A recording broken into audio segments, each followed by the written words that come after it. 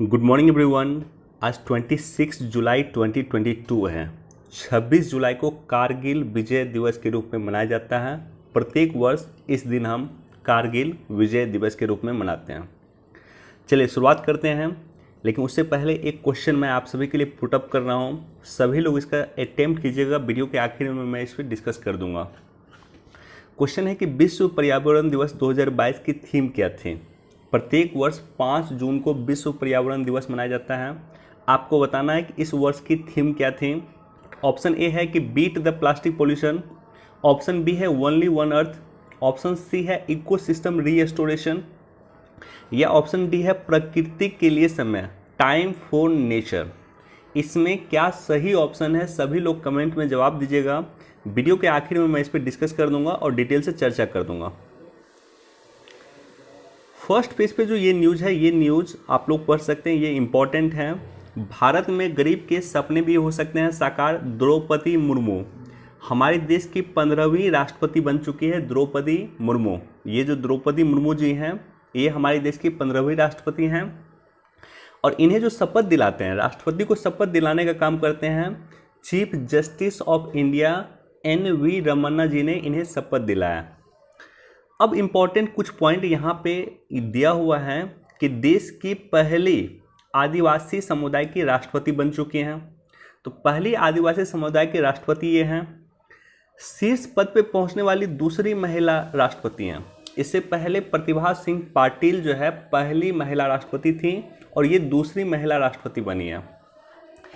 देश की अब तक की सबसे कम उम्र की राष्ट्रपति भी ये बन चुकी हैं और स्वतंत्र भारत में पैदा होने वाली देश की पहली राष्ट्रपति हैं। जिस तरह से PM मोदी स्वतंत्र भारत में पैदा होने वाले, जन्म लेने वाले देश के पहले प्रधानमंत्री हैं, उसी तरह से स्वतंत्र भारत में पैदा होने वाली देश की पहली राष्ट्रपति हैं द्रौपदी मुर्मू। तो ये सब कुछ बेसिक पॉइंट है। और इससे भी अधिक इम्पोर्टेंट है कि राष्ट्रपति का पद आपको लक्ष्मीकांत के M लक्ष्मीकांत की बुक निश्चित तौर पे पढ़नी चाहिए। यदि आप कमीशन की तैयारी कर रहे हैं तो कमीशन की तैयारी में पॉलिटी के लिए सबसे इम्पॉर्टेंट बुक होती है M लक्ष्मीकांत की बुक। निश्चित तौर पे M लक्ष्मीकांत की बुक आपको पढ़नी चाहिए। और M लक्ष्मीकांत में जाकर के विशेष रूप से आप लोग राष्ट्रपति के बारे में पढ़ लीजिएगा, उपराष्ट्रपति के बारे में पढ़ लीजिएगा। राष्ट्रपति सिलेक्शन हो चुका है, राष्ट्रपति का चुनाव हो चुका है, उपराष्ट्रपति का चुनाव होना बाकी है, वो भी हो जाएगा। तो ये दोनों ही चीज़ें एग्जाम पर्सपेक्टिव से काफ़ी इंपॉर्टेंट होगी। बाकी फर्स्ट पेज पे और कोई इंपॉर्टेंट न्यूज़ तो दिया हुआ नहीं है।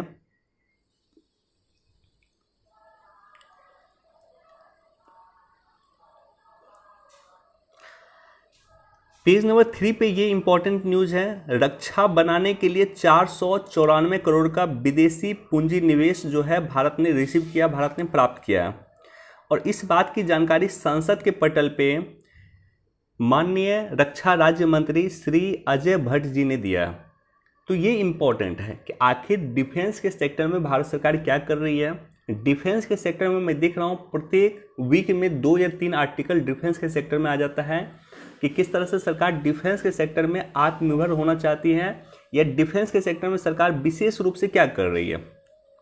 तो इसी पॉइंट पे हम लोग डिस्कस करेंगे कि आखिर डिफेंस के सेक्टर में सरकार क्या कर रही है। डिटेल से मैं चर्चा कर दूंगा। सिप्री की रिपोर्ट आई है कि पहली बार भारत रक्षा उत्पाद निर्यात करने वाले 25 देशों में शामिल हुआ, यानी ना सिर्फ अब इंपोर्टर कंट्री है। तो सिप्री की बेसिकली रिपोर्ट है कि भारत पहली बार रक्षा उत्पाद का निर्यात करने वाले 25 देशों में शामिल हो गया। टॉप 25 रक्षा के जो एक्सपोर्टर कंट्री है, डिफेंस एक्सपोर्टर कंट्री में भारत शामिल हो गया। निश्चित तौर पे भारत के लिए सकारात्मक कदम है, अच्छी कदम है।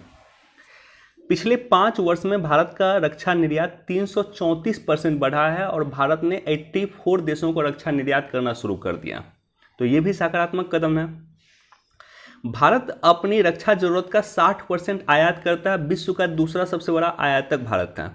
यह बात सही है कि हम रक्षा निर्यात करने वाले विश्व के टॉप 25 कंट्री में आ चुके हैं, लेकिन यह बात भी सही है कि रक्षा का आयात भारत आज भी करता है। भारत विश्व में सेकेंड लार्जेस्ट डिफेंस एक्सपोर्टर है। पहले स्थान पे सऊदी अरब है और सेकेंड नंबर पे भारत है। सबसे अधिक डिफेंस सामान का इंपोर्ट भारत करता है, जो सेकेंड नंबर पे है। पहले नंबर पे सऊदी है, दूसरे नंबर पे भारत है रक्षा सामान के आयात करने के मामले में। 60% अपनी ज़रूरत का रक्षा सामान भारत आज भी आयात करता है। अब डिफेंस एक्सपोर्ट की अगर हम लोग बात करें तो भारत ने फिलीपींस को ब्रह्मोस मिसाइल और मलेशिया को तेजस लाइट कॉम्बैट एयरक्राफ्ट देने की बात चल रही है। फिलीपींस के साथ हमारा डील कंफर्म हो चुका है और मलेशिया के साथ हमारी बातचीत चल रही है। मोस्ट प्रोबेबली मलेशिया को भी हम लोग तेजस देंगे। विश्व स्तर पर रक्षा निर्यात और आयात को ट्रैक करने वाली संस्था Stockholm International Peace Research Institute, जिसे सिप्री कहते हैं, इसके अनुसार कुल 16.75 बिलियन डॉलर के आयात के साथ भारत 2014 से लेकर के 19 के बीच में विश्व का दूसरा सबसे बड़ा रक्षा उपकरण आयातक देश था। सेकेंड नंबर पे था, पहले नंबर पे सऊदी अरब है, जैसा कि मैंने आपको बताया। भारत 2021-22 में रक्षा निर्यात में भारत ने 13,000 करोड़ रुपए का आंकड़ा पार किया, यानी 13,000 करोड़ रुपए का रक्षा का निर्यात भारत ने किया है 21 और 22 में। 2020 में रक्षा क्षेत्र में विदेशी पूंजी निवेश की सीमा यानी एफडीआई की सीमा जो पहले 49% थी, 2020 में इसको बढ़ा करके 74% कर दिया। तो 74% कर दिया वर्ष 2020 में। पहले ये 49% था और कुछ मामले में रक्षा का जो निर्यात होता है, रक्षा में जो इन्वेस्टमेंट होता है, कुछ मामलों में ये 100% तक है। तो अब देखिए, इसको लिंक कीजिए आज के न्यूज़ से। इस न्यूज़ से इसको लिंक कीजिए कि 2020 में सरकार ने ये जो रणनीति लाई थी कि हम 49% एफडीआई की जगह 74% एफडीआई को मंजूरी देते हैं। इसी के तहत सरकार को विदेशी निवेश जो मिला है रक्षा सेक्टर में, मेक इन इंडिया कार्यक्रम के तहत 494 करोड़ मिला है, 494 करोड़ रुपए सरकार को मिला है। तो निश्चित तौर पे एक सकारात्मक कदम ये है।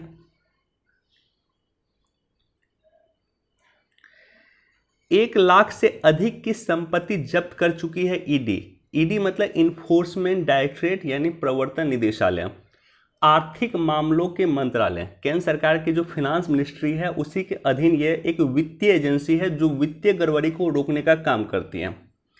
ईडी की स्थापना फेरा एक्ट 1947 के द्वारा किया गया था। फेरा एक्ट जो पहली बार बना है हमारे देश में वो 47 में बना है। फेरा मतलब होता है फॉरेन एक्सचेंज रेगुलेशन एक्ट 1947, यानी आज़ादी के समय में यह कानून बना था। विदेशी विनियमन को रोकने के लिए ये कानून बना था और इसी कानून के तहत 1956 में 1 मई 1956 को ईडी की स्थापना हुआ था। ईडी बेसिकली 2 एक्ट के उल्लंघन में एक्शन लेती है। एक तो फेमा एक्ट, जो पहले फेरा था आज फेमा हो चुका है, फॉरेन एक्सचेंज मैनेजमेंट एक्ट, और दूसरा है prevention of money laundering act.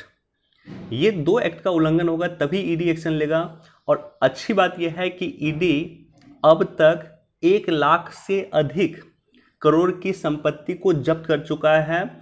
और अगर आप मामलों की बात देखेंगे 2018-19 में मनी लॉन्ड्रिंग का सिर्फ 195 मामलों की जांच ईडी ने किया था। 2021-22 में 1180 मामलों की ईडी जांच किया, यानी कई गुना 6 गुना अधिक मामले ईडी के पास आए हैं जिसकी ईडी जांच कर रही है। और 1 लाख करोड़ से अधिक की संपत्ति ईडी ने जब्त किया।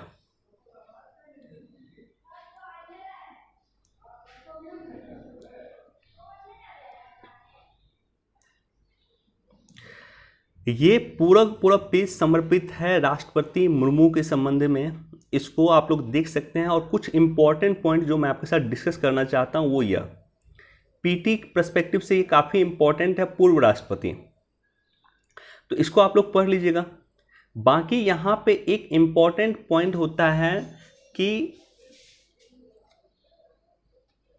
विभिन्न पदाधिकारी का क्या क्रम है। भारत के जो राज्य व्यवस्था है वहाँ पे विभिन्न पदाधिकारी का क्या क्रम है। तो भारत में जो है पहले स्थान पे होता है, यानी पद क्रम पे पहले स्थान पे राष्ट्रपति होता है, 1 नंबर पे राष्ट्रपति होता है। वरीयता क्रम में पहले स्थान पे देश में राष्ट्रपति होता है, दूसरे स्थान पे उपराष्ट्रपति होता है, तीसरे स्थान पे प्रधानमंत्री होता है, चौथे स्थान पे राज्यों के राज्यपाल होते हैं। 5वें स्थान पे पूर्व राष्ट्रपति हो जाते हैं। तो जो राष्ट्रपति पहले नंबर पे होता है, जबकि पूर्व राष्ट्रपति 5वें नंबर पे होता है। यानी कोविंद जी अब 5वें नंबर पे चले गए देश की वरीयता क्रम पे। आज से वो 5वें स्थान पे आ गए हैं। पहले स्थान पे राष्ट्रपति द्रौपदी मुर्मू आ चुकी हैं। 5वें स्थान पे ही 5A में उप प्रधानमंत्री होता है, जो पद अभी रिक्त है वर्तमान में। 6ठे स्थान पे CJI chief justice of India यानी मुख्य न्यायाधीश होते हैं और लोकसभा के अध्यक्ष होते हैं।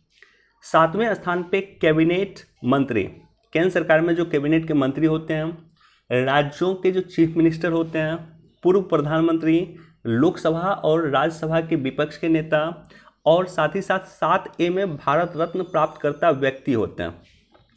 तो वरीयता क्रम में 7 स्थान तक मैंने आपके साथ जिक्र किया। 10 या 11 स्थान तक आप लोग देख लीजिएगा, लक्ष्मीकांत के बुक में मिल जाएगा। इस पॉइंट पे स्टेट PCS में विशेष रूप से क्वेश्चन पूछते हैं। अगर आप BPSC का क्वेश्चन ही देखिए पिछले वर्ष का, तो आपको दिख जाएगा कि क्वेश्चन इससे रिलेटेड पूछा गया।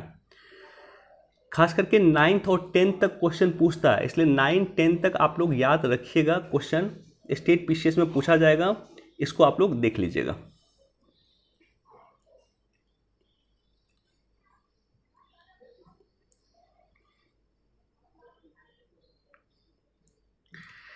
टेक्सटाइल के साथ बिहार की हर उद्योग पॉलिसी बेहतरीन। देखिए मैं डिस्कस थोड़ा सा बस कर रहा हूँ, चूंकि नेशनल एडिशन पे बिहार के बारे में चर्चा किया गया है, इसलिए मैं चर्चा इसका करूँगा आपके साथ। एक तो बिहार सरकार ने लेदर एंड टेक्सटाइल पॉलिसी 2022 लाया। तो लेदर एंड टेक्सटाइल पॉलिसी 2022 काफ़ी इंपॉर्टेंट है बिहार पर्सपेक्टिव से, स्पेशली जो BPSC की तैयारी कर रहे हैं उससे क्वेश्चन पूछा जा सकता है। लेदर एंड टेक्सटाइल पॉलिसी क्या है, उसका मापदंड क्या है, उसमें क्या क्या इंपॉर्टेंट चीज़ें दिया गया, वो आप लोग पढ़ लीजिएगा, वो इंपॉर्टेंट है।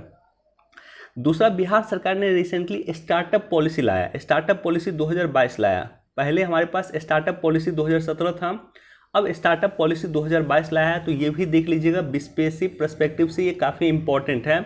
मेंस, PT और इंटरव्यू तीनों में क्वेश्चन पूछा जा सकता है।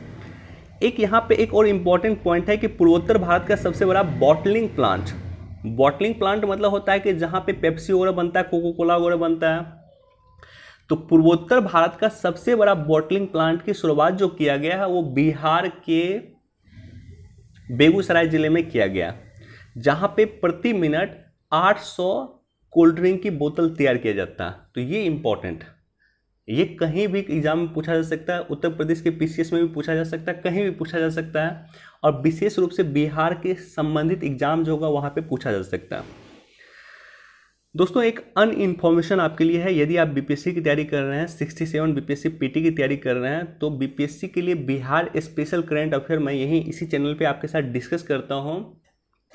जनवरी 2022 से लेकर के अप्रैल तक का न्यूज़ एनालिसिस मैंने आपके साथ किया है। जो मंथली न्यूज़ एनालिसिस है वो मैं आपके साथ करता हूँ, मंथली इंपॉर्टेंट न्यूज़ का मैं डिस्कस करता हूँ। आज मई 2022 के बिहार संबंधित इंपॉर्टेंट करंट अफेयर का हम लोग डिस्कस करेंगे। वीडियो आप लोग जरूर देखिएगा और शेयर भी कर दीजिएगा।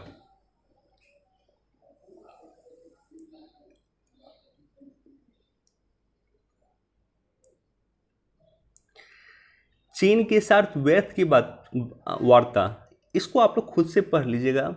एडिटोरियल मैं खोज रहा हूँ कि इंपॉर्टेंट एडिटोरियल मिले मुझे, जो मैं डिस्कस करूँ तो मुझे मज़ा आए, लेकिन इस तरह का एडिटोरियल आजकल मैं दिख नहीं रहा हूँ, बहुत कम एडिटोरियल आ रहा है। अब चीन के साथ मान लीजिए अगर आप डिस्कस कर रहे हैं, ये पॉइंट डिस्कस कर रहे हैं, तो इसके बैकग्राउंड में है इंडिया चीन रिलेशन। इंडिया चाइना रिलेशन पर मैंने सेपरेट वीडियो बनाया है और बहुत डिटेल से बनाया। इंडिया चाइना के बीच में देखिए, कोई भी दो देश के बीच में भले ही कितना दोस्ती हो, उसके बीच में कुछ ना कुछ निगेटिव संबंध होते हैं, और कितना ही दुश्मनी हो कुछ सकारात्मक संबंध भी होते हैं। तो भारत और चीन के बीच में कितना ही निगेटिव संबंध है, कितना ही दुश्मनी वर्तमान में है, लेकिन कई सारे सकारात्मक संबंध भी हैं। तो हमको दोनों को बैलेंस करके चलने की आवश्यकता है। हमें ये नहीं भूलना चाहिए कि पर्यावरण के मुद्दे पे आज भी यूरोपीय कंट्री या अमेरिका भारत के विपक्ष में है, वहीं चीन हमारे साथ में है। तो दोनों पर्सपेक्टिव पे मैंने डिटेल से डिस्कस किया है। इंडिया चाइना रिलेशन पे आप लोग वीडियो नहीं देखे हैं तो जाकर के देख लीजिएगा। इसके बैकग्राउंड में इंडिया चाइना रिलेशन है, वही इंपॉर्टेंट है, बाकी इसको पढ़ लीजिएगा। ये एडिटोरियल बेसिकली आया इसलिए है कि हाल में ही 16वीं दौर की वार्ता हुई है, फिर चाइना और इंडिया के बीच में, दोनों की मिलिट्री के बीच में वार्ता हुई है, और वो वार्ता भी असफल रही है। हम देख रहे हैं कि 2020 के आई थिंक मार्च महीने से लगातार गतिरोध की कंडीशन कायम है। 2 साल से अधिक हो चुके हैं, लेकिन आज भी दोनों सेना स्टैंड बाय में खड़ी है, एक दूसरे के अगेंस्ट में खड़ी है। गतिरोध की कंडीशन लद्दाख जैसे क्षेत्र में चालू है। तो इसका समाधान बातचीत के माध्यम से नहीं होता दिख रहा है। इसी के बारे में राइटर ने ये एडिटोरियल लिखा है। सीमा प्रहरियों को बनाए समाज का सैनिक, इसको भी आप लोग पढ़ लीजिएगा। बेसिकली कारगिल विजय दिवस है आज। 26 जुलाई को हमारा देश कारगिल विजय दिवस के रूप में मनाता है, क्योंकि कारगिल में फतह इसी दिन हमने किया था, टाइगर हिल्स पे फतह हमने इसी दिन किया था। तो उसी के संबंध में ये एडिटोरियल है, इसको आप लोग एक बार देख लीजिएगा। चिंताजनक है पानी में पारा की अधिकता। पानी में पारा की अधिकता को रोकने के लिए एक इंटरनेशनल कन्वेंशन है, जिसको लेकर के कई बार स्टेट पीसीएस में क्वेश्चन पूछा गया है, यूपीएससी में भी क्वेश्चन पूछा गया है। इस इंटरनेशनल कन्वेंशन को हम लोग बोलते हैं मीनामाटा संधि। मीनामाटा संधि, मीनामाटा संधि। मीनामाटा संधि बेसिकली जापान में अपनाया गया था, और इस संधि का उद्देश्य है कि पानी में पारा की अधिकता को रोका जाए, पारा की मात्रा को सीमित किया जाए। चूँकि पानी में जितना पारा जाएगा उतना ही वो हमारे इन्वायरमेंट के लिए खतरनाक होगा, हमारे जलीय जीव जंतु के लिए खतरनाक होगा, और हमारे लिए वो खतरनाक होगा, आदमी के लिए वो खतरनाक होगा। तो इसी को रोकने के लिए मीनामाटा सम्मेलन संधि किया गया था। मुफ्त रेवड़ी बांटने का आर्थिक की पे दुष्प्रभाव। मैंने ये एडिटोरियल पढ़ा है, लेकिन मैं बहुत ज़्यादा इससे सहमत नहीं हूँ, इसलिए मैं डिस्कस इसके बारे में नहीं कर रहा हूँ। अगर आप लोग चाहते हैं तो आप लोग पढ़ लीजिएगा, लेकिन मैं इस पर डिस्कस इसलिए नहीं कर रहा हूँ कि इन्होंने दिल्ली से कंपेयर किया। देखिए, मेरा मानना है कि सरकार का जो बेसिक उद्देश्य, बेसिक कार्य है, अगर आप अमर्त्य सेन मॉडल को स्टडी कीजिएगा, अमर्त्य सेन का डेवलपमेंट मॉडल को अगर आप स्टडी कीजिएगा, तो अमर्त्य सेन के जो मॉडल है, डेवलपमेंट मॉडल, उस मॉडल में कहा गया कि राज्य का बेसिकली 2 काम होता है। राज्य का बेसिकली 2 काम होता है कि राज्य अच्छा एजुकेशन दे दे और अच्छा हेल्थ सुविधा दे दे। अगर राज्य अच्छी हेल्थ सुविधा दे देती है और अच्छी एजुकेशन सुविधा दे देती है, तो बाय डिफ़ॉल्ट राज्य डेवलप कर जाएगा। कैसे? क्योंकि अच्छा एजुकेशन अगर मिल जाएगा तो वहाँ के बच्चे पढ़ लेंगे, अच्छी हेल्थ मिल जाएगी, कोई दिक्कत नहीं है, तो बच्चे पढ़ाई पर ध्यान दे देंगे, हेल्थ पे ध्यान देंगे, और एक बार बच्चे अगर वहाँ के पढ़ लिए तो वो राज्य अपने आप डेवलप कर लेगा। तो ये अमर्त्य सेन डेवलपमेंट मॉडल था, जो आज भी प्रासंगिक है, आज भी चर्चा होता है अमर्त्य सेन डेवलपमेंट मॉडल के बारे में। तो एक सुविधा देना राज्य का काम है, स्कूल की सुविधा देना राज्य का काम है। दिल्ली के कई सारे स्कूल में मैं विजिट किया हूँ, और बिहार के सरकारी स्कूल से मैं खुद पढ़ा हूँ। तो मैं आपको दावे के साथ कह सकता हूँ कि दिल्ली में जैसा प्राइवेट गवर्नमेंट स्कूल है, बिहार में उस तरह का प्राइवेट स्कूल तक नहीं है। पटना के कई सारे प्राइवेट स्कूल में विजिट किया हूँ, दिल्ली के गवर्नमेंट स्कूल जैसा बिहार के प्राइवेट स्कूल तक नहीं है। तो ये सरकार का फेलियर है कि सरकार स्कूल जैसी मूलभूत सुविधाएं बच्चों को नहीं दे रही है। और ये बिहार की ही स्थिति नहीं है, अन्य जगह की भी यही स्थिति है, कमोबेश यही स्थिति है। तो इसको मुफ्त रेवड़ी कहना ये सही बिल्कुल मुझे नहीं लगता। और वैसे भी दिल्ली सरकार का कहना है कि दिल्ली सरकार जो है इतनी सुविधा देने के बावजूद भी दिल्ली सरकार का बजट अभी पॉजिटिव में चल रहा है, नेगेटिव में उसका बजट नहीं चल रहा। दिल्ली सरकार बजट सरप्लस में चल रहा, बजट डिफिसिट में नहीं चल रहा। तो ये दोनों ही पॉइंट इंपॉर्टेंट है। और एक और पॉइंट की अगर मैं चर्चा करूं, तो बिहार में भी अगर आप देखेंगे कि अगर कोई हार्ट के पेशेंट है, तो हार्ट के पेशेंट पे सरकार पर्टिकुलरली कुछ रुपए देती है। मसलन 1.5 लाख रुपए या 2 लाख रुपए हार्ट के पेशेंट अगर कोई हैं, गरीब फैमिली से बिलोंग करते हैं, तो उसको 1.5 या 2 लाख रुपया सरकार की तरफ से मिलता है। तो क्या बिहार सरकार के इस सुविधा को मुफ्त रेवड़ी कहना सही रहेगा? बिल्कुल नहीं। तो इसी तरह का कुछ सुविधा दिल्ली दे रहा है। दिल्ली में अगर कोई हार्ट का पेशेंट है, तो उसके ऑपरेशन का जितना खर्चा होता है वो दिल्ली सरकार देती है। तो क्या इसको मुफ्त डिलीवरी कहना सही है? बिल्कुल नहीं। तो इसलिए मैं यहाँ पे राइटर के बात से सहमत नहीं हूँ, इसलिए मैं डिस्कस नहीं कर रहा हूँ। लेकिन मेरे बात से आप सहमत हो ये जरूरी नहीं है, इसलिए आप हो सके तो इस पर अपना पॉइंट ऑफ व्यू डेवलप कीजिएगा। कभी इस पर डिबेट अगर हो तो आपके पास अपना कुछ तर्क होना चाहिए कि आप अगर मान लीजिए आप इस देखिए इंपॉर्टेंट क्या है, इंपॉर्टेंट ये है कि जो आप बोलते हैं, आप क्या बोलते हैं ये इंपॉर्टेंट नहीं है। इंपॉर्टेंट ये है कि जो आप बोलते हैं उसके पीछे आप तर्क दे सकें। मान लीजिए आप कहीं डिबेट में बैठे हुए हैं, आप कह रहे हैं कि मुफ्त डिलीवरी देना गलत है, आप उसको साबित कर दीजिए तर्क के साथ, 4-5 तर्क के साथ साबित कर दीजिए और 4-5 डाटा के साथ साबित कर दीजिए। या मेंस में मान लीजिए आंसर लिखने के लिए आ गया तो आप प्लस और माइनस दोनों लिखिएगा। मुफ्त डिलीवरी गलत है, अगर आप इसी के पक्ष में लिख रहे हैं तो आप लिखिए, लेकिन उसको जस्टिफाई कर दीजिए, आप उसको डाटा के साथ आप जस्टिफाई कर दीजिए, फिर आपका आंसर ऑथेंटिकेट होगा। या आप बोलते हैं कि मुफ्त डिलीवरी जो है ये सही है, बिल्कुल सही है, समाज के लिए सही है, देश के लिए सही है, तो आप इसी पे अडिग रहिए, चाहे डिबेट हो चाहे मेंस आंसर राइटिंग हो, लेकिन इसको भी जस्टिफाई कीजिए आप। और जस्टिफाई करने के लिए आपके पास पर्याप्त तर्क चाहिए, जस्टिफाई करने के लिए आपके पास पर्याप्त डाटा चाहिए। किसी भी चीज़ को आप डाटा और तर्क के साथ जस्टिफाई कर देते हैं तो फिर कोई इशू नहीं है। आप क्या थॉट बनाते हैं, क्या आपकी सोच है, इंपॉर्टेंट वो नहीं है। इंपॉर्टेंट ये है कि जो सोच आपकी है उस सोच को आप तर्क और तथ्यों के साथ समायोजित करके जस्टिफाई कर दीजिए। एडिटोरियल का बेसिकली यही उद्देश्य होता है। एडिटोरियल अगर आप पढ़ते हैं तो एडिटोरियल में एक अपना point of view basically develop करना होता है, और अपना पॉइंट ऑफ व्यू आप क्या बनाते हैं ये मैटर नहीं करता। मैटर ये करता है कि जो पॉइंट ऑफ व्यू अपना आप एडिटोरियल में डेवलप करते हैं उसको जस्टिफाई करने की कैपेसिटी आपके पास होनी चाहिए।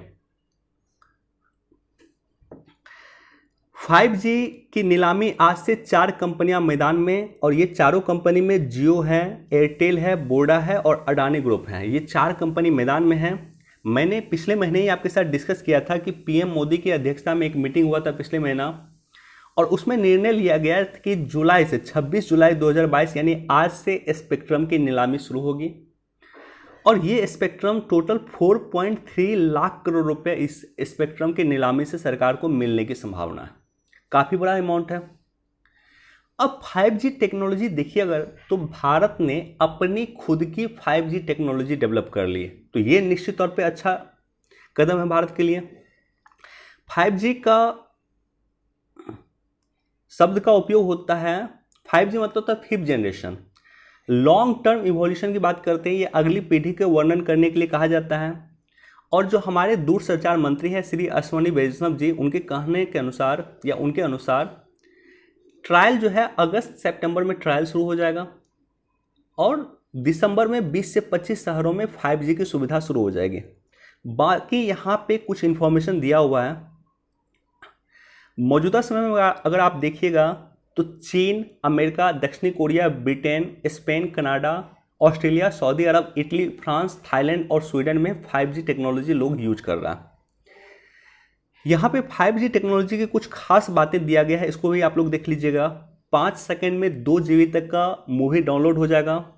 200 से लेकर के 400 Mbps स्पीड तक रहता है। अभी हम लोग 4G का यूज कर रहे हैं, वो लगभग 2 या 3 या 10 Mbps से ज़्यादा स्पीड नहीं होता, जबकि 5G का स्पीड जो होगा वो 200 से 400 Mbps स्पीड होगा। तो काफ़ी इंपॉर्टेंट स्पीड है, काफ़ी बड़ी स्पीड है।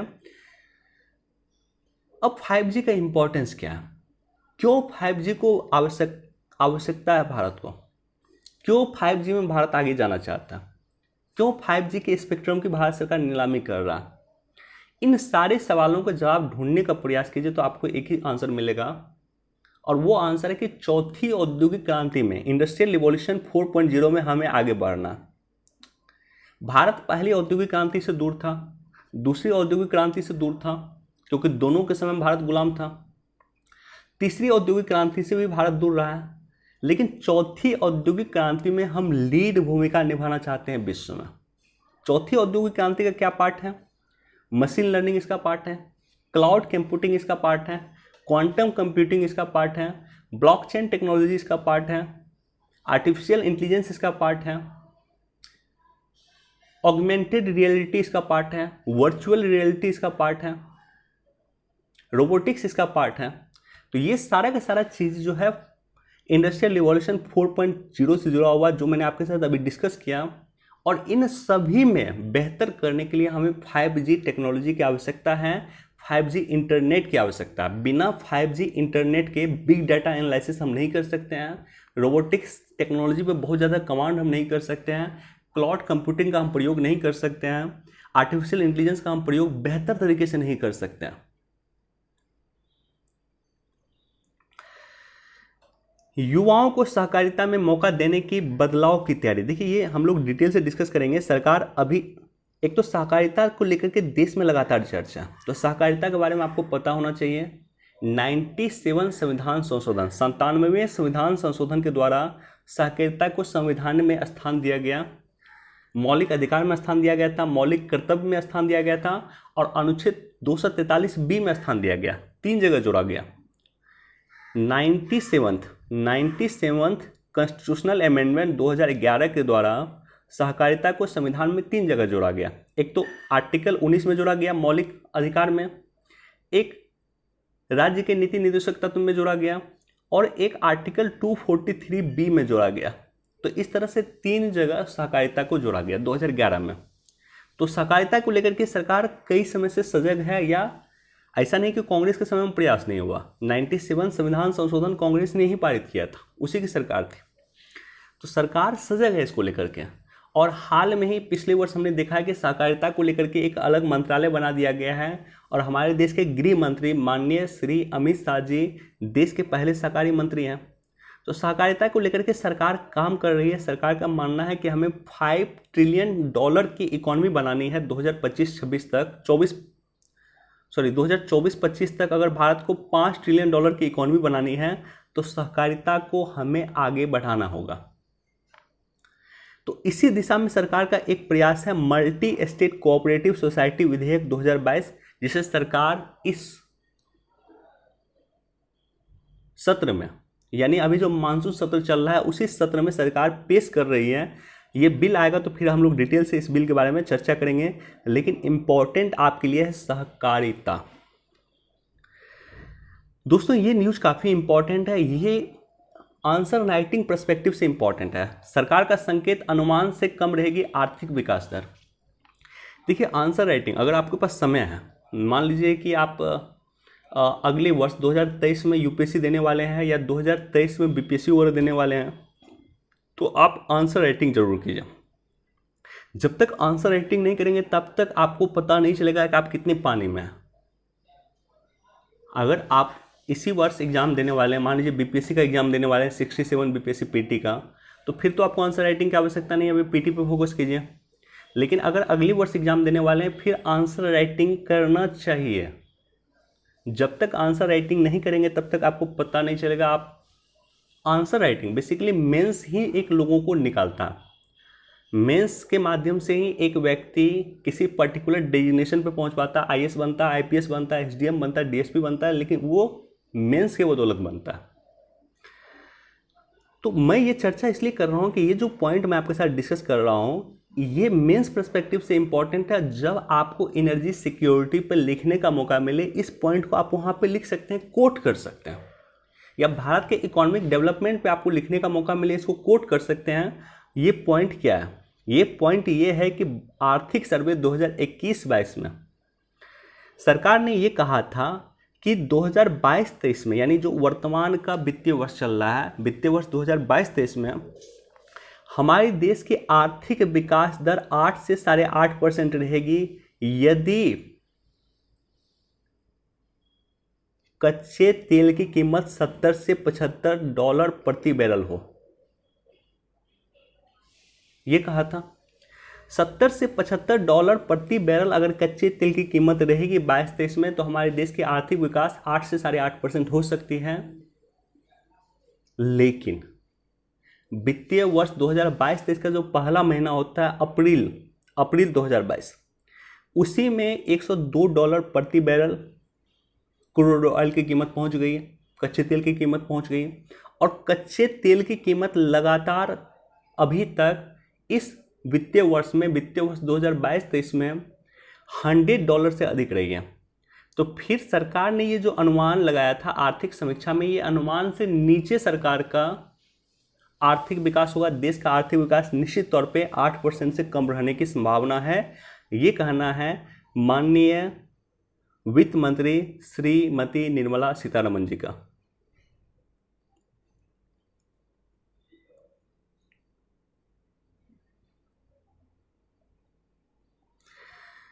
सोमेश्वर का प्राचीन नौला राष्ट्रीय महत्व का प्राचीन स्मारक घोषित। प्राचीन स्मारक जो है सोमेश्वर यानी अल्मोड़ा में है। ये अल्मोड़ा के नौले की स्थापत्य कला को प्राचीन स्मारक घोषित किया गया है। इसे घोषित कौन करता है? प्राचीन स्मारक बेसिकली घोषित करता है आर्कोलॉजिकल सर्वे ऑफ इंडिया, भारतीय पुरातत्व सर्वेक्षण। संस्कृति मंत्रालय के अधीन एक एजेंसी है। इस एजेंसी का काम होता है कि भारतीय पुरातत्व सर्वेक्षण का प्रमुख कार्य होता है राष्ट्रीय स्मारक, पुरातत्वीय स्थल और अवशेष की देखभाल करना। जो हमारे देश में ऐतिहासिक धरोहर है, पुरातत्व स्थल है, उसकी देखभाल करना आर्कोलॉजिकल सर्वे ऑफ इंडिया का काम होता है। यह बेसिकली 2 एक्ट को रेगुलेट करता है, यानी 2 एक्ट के रेगुलेट करता है आर्कोलॉजिकल सर्वे ऑफ इंडिया। एक तो है प्राचीन स्मारक तथा पुरातत्वीय स्थल अवशेष अधिनियम 1958 और दूसरा है पुरावशेष तथा बहुमूल्य कलाकृति अधिनियम 1972। इन दोनों को रेगुलेट करने का काम करता है archaeological survey of India. Alexander Graham Cunningham ने बेसिकली इसकी स्थापना किया था 1861 में, यानी 1857 की क्रांति के कुछ ही दिन बाद इसकी स्थापना किया गया था। और पहले डायरेक्टर जनरल थे अलेक्जेंडर कनिंघम। आपने नाम निश्चित तौर पे सुना होगा कनिंघम का। वो आर्कोलॉजिकल सर्वे ऑफ इंडिया के स्थापना करता थे और पहले डायरेक्टर जनरल थे। वर्तमान के इसके डायरेक्टर जनरल है वी विद्यापति, दिल्ली में इसका हेडक्वार्टर है। तो यही संस्था basically archaeological survey of India यहीं किसी स्थल को स्मारक घोषित कर सकता है या राष्ट्रीय महत्व का स्थल घोषित करने की जिम्मेदारी होती है आर्कोलॉजिकल सर्वे ऑफ इंडिया की।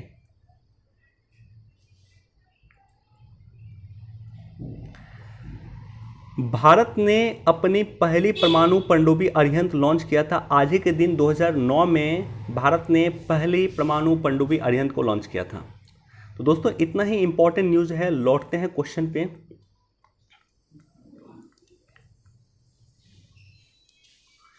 ये जो चारों थीम है, ये चारों थीम कभी न कभी विश्व पर्यावरण दिवस की थीम रही है। किसी न किसी वर्ष विश्व पर्यावरण दिवस की थीम रही है। 2021 की थीम की मैं बात करूं तो इकोसिस्टम रिस्टोरेशन 2021 की थीम था, पिछले वर्ष का थीम था। और इस वर्ष का थीम है, ऑप्शन बी सही है, ओनली वन अर्थ। इस वर्ष यानी 2022 की विश्व पर्यावरण दिवस की थीम है। चलिए, वीडियो देखने के लिए बहुत धन्यवाद। Thank you so much. Please do like, share and subscribe. Thank you.